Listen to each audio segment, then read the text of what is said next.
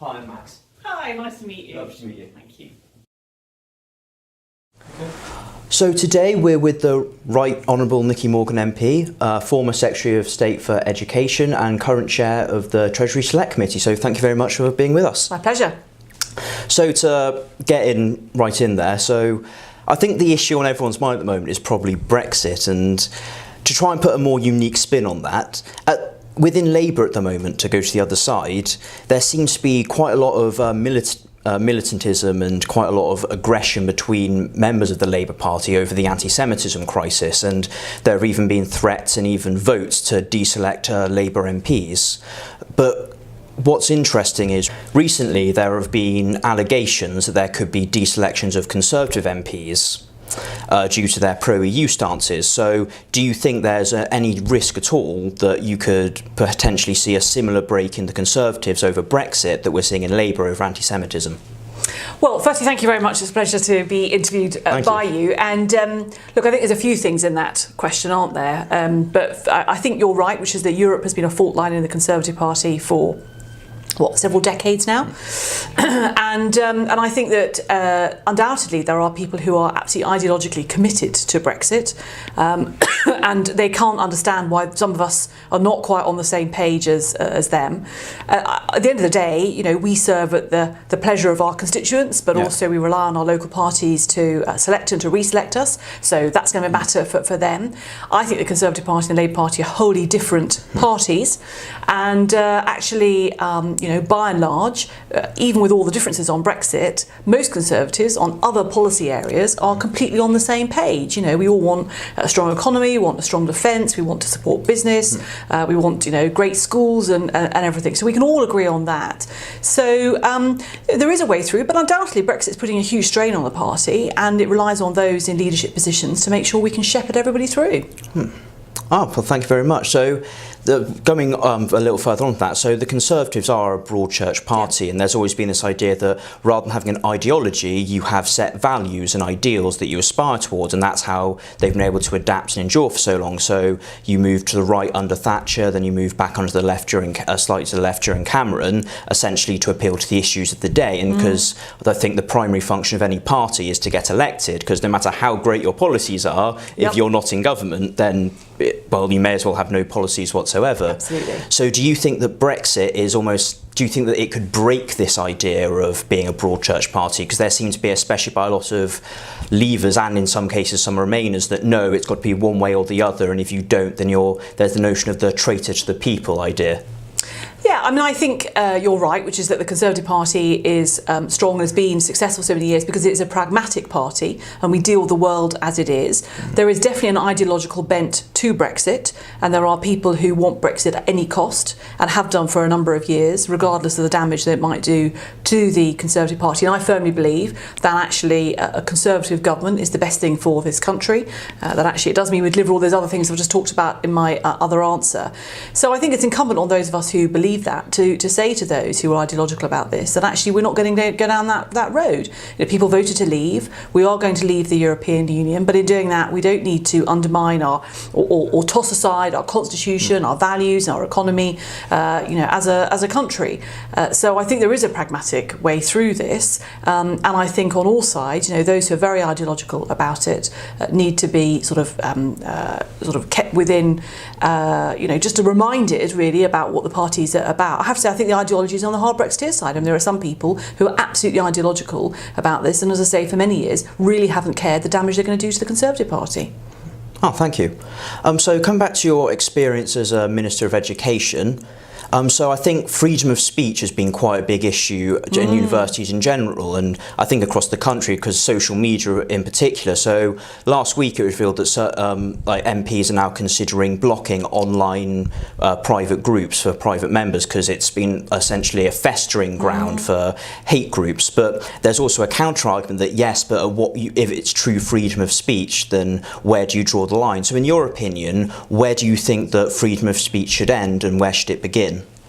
Well, I'm not sure there's an answer to that. I mean, the point is, I think as a society, we are constantly sort of pushing at the boundaries and working all that out. And I suspect that what's said today in terms of freedom of speech may have been unacceptable 50 years ago or 100 years ago, and it's going to change in the next 50 or 100 years. Undoubtedly, the new social media platforms have brought a whole new aspect to this debate. I've been involved in politics for nearly 30 years, and when I started out, there was no Facebook, there was no Twitter. In fact, there were no mobile phones really, it wasn't possible to have WhatsApp group chats and everything else. And I think Lucy Powell's bill last week, which had cross-party support and actually support from Conservatives, I think both Jacob Rees-Mogg and I were on the list of supporters of the bill, was trying to say something very important, which is, we have allowed platforms to develop that are breeding grounds for misogyny, for anti-Semitism, for racism. Do we seriously, as a society, want to allow that to continue, or do we think actually those should be challenged? I think the abuse that I and other MPs, again for a variety of reasons on a cross-party basis, suffered on Twitter, I think is ultimately going to put good people off entering public life, and I think that's a real sadness for the country. The important thing is to debate this, and I think we've seen attacks on freedom of speech on university campuses, and I think that's a concern. I think universities, people go in order to broaden their horizons, to be exposed to ideas and arguments they don't agree with, and I am concerned that actually there's no platforming, in terms of people being invited to speak. Where does that end up? So and trying though to get online platforms to realise the responsibilities they have to sort of monitor what's going on and not to allow these things to continue. I mean, all of that is a difficult area, but I think, as I said, when I had to go to court in May, June time about somebody who had sent me an email threatening me with death, then actually there is a line that tips over from free speech and somebody's right to disagree into violence, and I do think as a society we should step in and say that's just gone too far. Yeah, so coming back to the idea of university, so our own Max Edgen actually did quite an interesting piece for the Journal a few months ago where he talks about his different experiences when looking at universities, and that in the NUS universities, which have the safe space policies and tend to rather limit free speech, you're getting a lot of left-wing extremism, but on the other hand, in non-NUS universities, you're now getting a lot of right-wing extremism. So do you think that this could be to do with the idea that universities should be a debating ground, and that by censoring it, it's essentially being driven underground, and you're basically getting the worst of both worlds? Well, look, I think certainly that society is changing a debate. I mean, we are seeing absolutely more extreme views being expressed. Now, that has all sorts of, connotations. I think you're right to say that if you don't allow people to debate things, that's what you do, is you drive it underground. And I would argue that actually we saw that, for example, in the immigration debate, where, I remember in 2005 as a parliamentary candidate being labelled, a racist because I was supporting the Conservative Party, and Michael Howard was leader at the time and wanted to debate immigration. And we have to be sensitive when we're debating these difficult topics about the language that we use, the tone, the messages that we send out.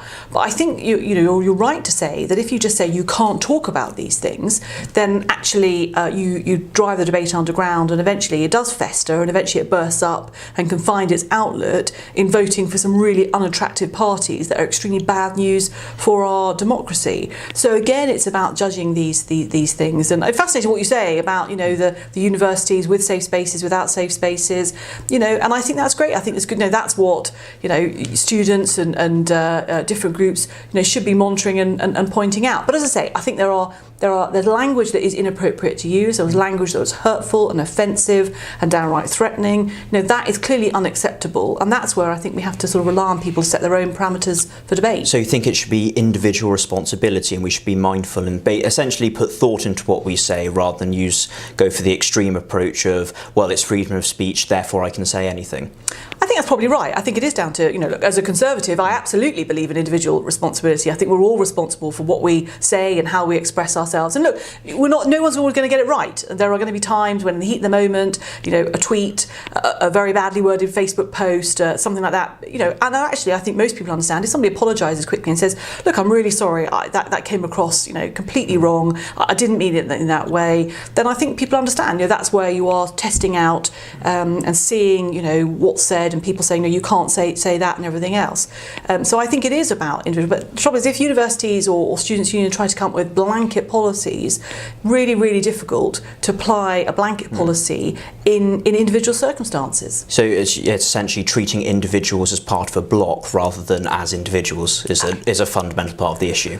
I think it's always a concern that if you were to say anybody with these views is absolutely automatically banned from here, but it is a question of sensitive, and actually it's a question of having that debate in the first place before you get on to listen to the person, maybe having a debate about why the person's been invited, what's hopes we got out of the evening, whether in fact they've been invited so that their views can be challenged. And again, look, as a member of Parliament, I am absolutely used to robust debate and scrutiny. That's completely normal. That's what I signed up for. That's what I'm used to. Look, I enjoy a good heated political debate like anybody, but you're right to say we also have to think about the words we use. Yeah, keep it respectful. Okay, exactly. So coming back onto your role as chair of the Treasury Select Committee, so post-Brexit, whether hopefully if we do get a deal, whether it's a Canada Plus deal, whether it's the Chequers plan, whether it's a no deal, whether we have a second referendum, what do you think our strongest asset is post-Brexit in terms of economics and trade as a country?